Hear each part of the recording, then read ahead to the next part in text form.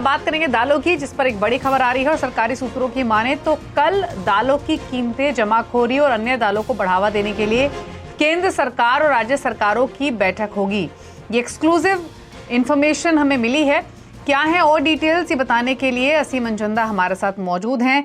तो असीम बताइए, महज एक हफ्ते पहले ही सरकार ने तूर उड़द पर स्टॉक लिमिट की घोषणा की थी ताकि होर्डिंग ना हो रही हो। टिल अक्टूबर ये लागू किया गया है, लेकिन अब अगर कल की मीटिंग की बात की जाए तो इसकी रेलेवेंस क्या है, क्या एक्सपेक्ट करना चाहिए इस मीटिंग से? दिवाली देखिए, इस साल दालों का उत्पादन में काफी कमी देखने को मिली। अगर मैं तूर की बात करूं तो उत्पादन करीबन करीबन 13% घट गया है। उड़द की भी पैदावार कम हुई है, तो इसके चलते दामों में काफी तेजी देखी जा रही है। सरकार हर संभव कोशिश कर रही है कि किसी तरह से दालों की कीमतों को काबू में लेकर के आया जाए। सरकार ने पहले जो विदेशी निर्यातक है वहां उनसे बात की, म्यांमार के व्यापारियों से बात की, उनको कहा कि आप यहाँ पर भेजिए दाल को ताकि दाल की अवेलेबिलिटी जो है बढ़ सके, लेकिन वहां भी कुछ नहीं निकला। उसके बाद सरकार ने 2 जून को तूर और उड़द दाल के ऊपर स्टॉक लिमिट लगा दी। स्टॉक लिमिट लगाने के बाद अब सरकार एक बार सब राज्यों को बुला करके चर्चा करने की तैयारी कर रही है कि आपने अपने यहाँ पर स्टॉक का आप चेक कीजिए जा करके, और जो भी जमाखोरी कर रहा है उसकी आप उसके ऊपर एक्शन लीजिए। इसके साथ साथ सरकार ये भी चाहते हैं कि लोगों का एक कंज्यूमर का एक शिफ्ट पैटर्न हो। लोग जो तूर दाल को छोड़ करके दूसरी दालों को ज्यादा अपनाए, चना दाल के ऊपर ज्यादा जोर दे, तो उसके ऊपर भी सरकार राज्यों से चर्चा करेगी कि आप किस तरह से अपने राज्य के अंदर तूर दाल की छोड़ करके बाकी दूसरी दालों का प्रमोशन कर सकते हैं, ताकि तूर दाल के दामों में थोड़ी सी गिरावट देखने को मिले। तो ये सारी चर्चाएं कल सरकार राज्यों के साथ करेगी। इसमें व्यापारी भी होंगे और सरकार ये कहेगी कि आप स्ट्रिक्ट एक्शन जो जमाखोरी कर रहे हैं वहां पर लीजिए, क्योंकि जो व्यापारी है उनको अपना स्टॉक भी घोषित करना पड़ता है। तो जहां भी सरकार को लगता है कि कोई गुंजाइश है, वहां पर सरकार इस पर एक्शन लेगी। ओके, यानी असीम, जो पिछले हफ्ते सरकार ने ऑर्डर पास किया था, 200 टन की स्टॉक लिमिट इंपोज की गई थी होलसेलर्स के लिए, 5 टन की लिमिट थी रिटेलर्स और रिटेल आउटलेट्स के लिए, और 200 टन की थी डिपोट्स के लिए जो कि बिग चेन रिटेलर्स हैं बेसिकली। तो यानी इस मीटिंग से ये एक्सपेक्ट करना चाहिए कि सरकार यही ब्यौरा लेना चाहती है कि जो स्टेप उन्होंने हफ्ते भर पहले उठाया है एक्चुअल में उसका रिजल्ट क्या निकल कर आ रहा है, क्या होर्डिंग हो रही है नहीं, या फिर इस यानी एक सेंस सरकार दे रही है कि सरकार कदम उठाती रहेगी और इस पूरे प्रोसेस को लेकर स्ट्रिक्ट रहेगी ताकि प्राइसेस कम हो। सरकार का इस वक्त ज्यादा फोकस है कि जो कमोडिटी के दाम है उसमें गिरावट देखने को मिले। आपने देखा कि कल सरकार ने गेहूं के ऊपर स्टॉक लिमिट लगा दी थी, और सरकार दालों के ऊपर भी लेकर के काफी सारे एक्शन लगातार करती आई है। जो आपके इम्पोर्ट है वो सरकार ने दालों का 31 मार्च 2024 तक बढ़ा दिया है। उसके अलावा जितने भी इम्पोर्टर्स थे उनको निर्देश दिए कि अपने यहाँ पर आप दाल का स्टॉक 30 दिन से ज्यादा ना रखें। अगर आप रखेंगे तो आपके ऊपर कार्रवाई की जाएगी। अब सरकार ने उसके बाद 2 जून को सरकार ने स्टॉक लिमिट लगाई। अब सरकार एक बार सब स्टेट्स के साथ मिलकर के चर्चा करेगी कि कहाँ पर कितनी दाल अवेलेबल है, उसको किस तरह से किसी दाल कंज्यूमिंग स्टेट से वहां पर ट्रांसफर किया जा सकता है। इतना ही नहीं, सरकार ये भी चाहती है कि प्रोडक्ट अपना पैटर्न शिफ्ट चेंज करे कंज्यूमर। जैसे कि अगर हम दाल मिड डे मील के अंदर तूर दाल दे रहे हैं या कोई और दाल दे रहे हैं, तो कोई दूसरी दाल को अपनाया जाए ताकि दाल के दामों में कमी आती मिले। तो आप आगे भी सरकार के इस तरह के कदम आते हुए देख सकते हैं। ओके, हमारे साथ इनफैक्ट पृथ्वी फिनमार्ट के director Manoj Kumar Jain, SSJ finance और सिक्योरिटीज के AVP Priyank Upadhyay, agri commodity expert Pukhraj Chopra भी हैं। और इनफैक्ट क्योंकि आगे शो में हम ग्वार पर भी बातचीत करेंगे तो उसके लिए हमारे साथ प्रेमराज ताराचंद के ओनर रुपेश गोयल भी मौजूद हैं। पुखराज जी, इनफैक्ट आपसे एक व्यू लेना चाहेंगे इसी खबर पर। कल सरकार एक मीटिंग कर रही है स्टेट गवर्नमेंट्स के साथ ताकि वो पूरा ब्यौरा ले सके कि होर्डिंग तो नहीं हो रही है, या फिर जो स्टॉक लिमिट लगाई गई है तूर उड़द पर उसका असर क्या हो रहा है, प्राइसेस बेसिकली चेक रखना चाहते हैं। और अगर हम भाव की बात करें तो पिछले साल के मुकाबले हमने 19% तक भाव जून महीने के अंदर बढ़ते हुए देखे हैं। हिस्टोरिकली जब इस तरीके के कदम उठाए गए हैं तो प्राइसेस कितना कंट्रोल हुए हैं? हफ्ते भर में कुछ मार्केट में पल्सेस के प्राइसेस में थोड़ी बहुत नरमी या फिर कुछ कंट्रोल देखने को मिला है क्या? आपका व्यू क्या है इस पूरी डेवलपमेंट पर? देखिए, सरकार जब स्टॉक लिमिट लगाती है तो रसद विभाग के मार्फत सरकार के पास स्टॉक का आंकड़ा एक तरह से पहुंच जाता है। तो ये सरकार की निगरानी में रहता है कहाँ पर कितना स्टॉक पड़ा है, कहाँ सप्लाई है, कहाँ सप्लाई नहीं है।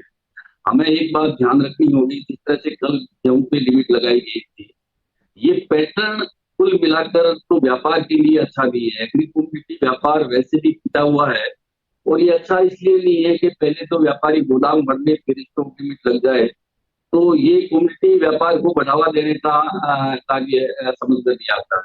जहां तक महंगाई को कंट्रोल करने की बात है, सरकार के पास बहुत सारे उपाय है जिनसे वो महंगाई कंट्रोल कर सकती है। मैं स्टॉक लिमिट का तो समर्थन कर सकता हूँ, पर स्टॉक लिमिट की आड़ में जो जांचें होती है राज्यों में, वहां पे जो इंस्पेक्टरी राज है वो इस तरह से परेशान करता है व्यापारियों को कि कुछ ना होते हुए भी किसी टेक्निकल भूल पे वो फंस जाता है। तो देखिए, जब सरकार स्टॉक लिमिट लगाती है तो घबराहट बनती है, बिकवाली आती है, बाजार भी गिरता है। अब वो कितने दिन गिरा रहता है बाजार, ये एक अलग मैटर है, पर सरकार के पास अन्य साधन भी है कि वो वहां से दाल खरीद कर यहाँ पे सप्लाई दे सकती है, या मौखिक रूप से भी जो बड़े ट्रेडर हैं जो दाल का इंपोर्ट करते हैं उनको कह सकती है कि भी आप इतने दिन का स्टॉक रखेंगे, इससे ज्यादा नहीं रखेंगे, या जहाँ सप्लाई की कमी है वहां पे सप्लाई करेंगे। तो यानी मेजर्स और भी हो सकते हैं अवेलेबिलिटी प्राइसेस को कंट्रोल करने के लिए। बिजनेस पर इंपैक्ट होता है सेंटिमेंटली इस तरीके के कदम उठाने से, वो पुखराज जी यहां पर कह रहे थे। मनोज जी ग्वार पर बातचीत करेंगे, उससे पहले क्विक कमेंट आपके पल्स पर। पेमेंट के बाद चने पे फोकस का भी संशय बना हुआ है, तो इसको देखते हुए गवर्नमेंट जो है यहाँ पे कदम उठा रही है, और जो फोकस है वो पल्सेस के प्राइजेस को जो है कंट्रोल में रखने के लिए है। तो उसी को ध्यान में रखते हुए जो गवर्नमेंट की तरफ से सारे एक्शंस जो है वो लिए जा रहे हैं। दीपाली, चलिए, तो ये एक इम्पॉर्टेंट खबर, कल मीटिंग होगी गवर्नमेंट की, सेंट्रल गवर्नमेंट की स्टेट गवर्नमेंट्स के साथ इसी मुद्दे पर। लेकिन चलिए आगे बढ़ेंगे। शुक्रिया इनफैक्ट असीम ये डिटेल्स बताने के लिए। अब बात करते हैं ग्वार पैक की, क्योंकि कल हमने यहाँ पर लोअर सर्किट लगते हुए देखा, उसके बाद ग्वार पैक में खरीदारी लौट आई है। ऑल्दो ये तेजी जो हमने इनिशियल सेशन में आते हुए देखी थी, अब उन भाव से प्राइसेस थोड़ा हल्का होना वापस से शुरू हो गए हैं। भाव 7 महीने के निचले स्तरों पर पहुंच गए हैं। क्या है कारण और कीमतों में कहां बनता हुआ दिख रहा है सपोर्ट, इस पर बातचीत करेंगे। हमारे साथ तमाम एक्सपर्ट्स बने हुए हैं। पहले तो इनफैक्ट मैं ये समझने की कोशिश करती हूँ कि अवेलेबिलिटी और डिमांड को लेकर क्या सिनेरियो फिलहाल बना हुआ है, और हमारे साथ जो तमाम गेस्ट मौजूद हैं। रुपेश जी पहले आप बताइए, क्योंकि डिमांड कम, साथ ही मॉनसून की चिंता, ये दो फैक्टर्स रहे जिसकी वजह से हमने प्राइसेस गिरते हुए देखे। फिलहाल की बाजार की स्थिति क्या है, अवेलेबिलिटी की स्थिति, डिमांड की स्थिति क्या कैसी बनी हुई है? डिमांड की स्थिति जनवरी ऑनवर्ड ही कमजोर है। ये आज या अभी नियर टर्म में डिमांड कम नहीं हुई। डिमांड जनवरी फरवरी से ही जो उम्मीद 27-28 हजार टन पर मंथ की मानी जा रही थी, जबकि एक्चुअल में एक्सपोर्ट जो 22-23 हजार टन हो रहा है, तो 5,000 टन की जो डिमांड है वो हर महीने मतलब उम्मीद से, ट्रेड की उम्मीद से कम जा रही थी। तो ये बैकलॉग जो है वो जनवरी फरवरी से चलता हुआ जून तक आ गया, और लोगों की पेशेंस जो है वो टूट गया। कारण साइड बाजार भी काफी कमजोर थे, और WD की बारिशें गंगानगर, हनुमानगढ़, हरियाणा में मई लास्ट में ठीक हुई, और ये जो गुजरात में जो साइक्लोन आ रहा है इसके भी राजस्थान की तरफ मूवमेंट करने के आसार हैं।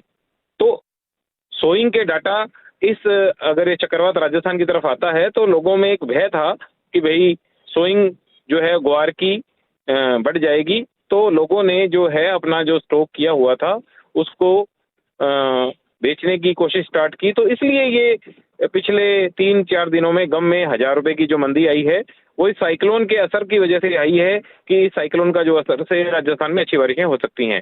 डिमांड तो लगातार पिछले 5-6 महीनों से साधारण ही कह सकते हैं।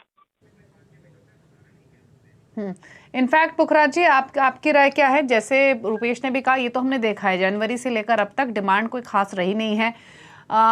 अभी मॉनसून की चाल कैसी रहेगी? मॉनसून इनफैक्ट एक ऐसी चीज है जिसके प्रिसाइज मूवमेंट प्रिडिक्ट करना बड़ा ही डिफिकल्ट है। साइक्लोन की बात जरूर हम कह रहे हैं, लेकिन क्या इतनी गिरावट के बावजूद एक छोटा सा ट्रिगर ये मॉनसून का काफी होगा वापस से तेजी लाने के लिए? आप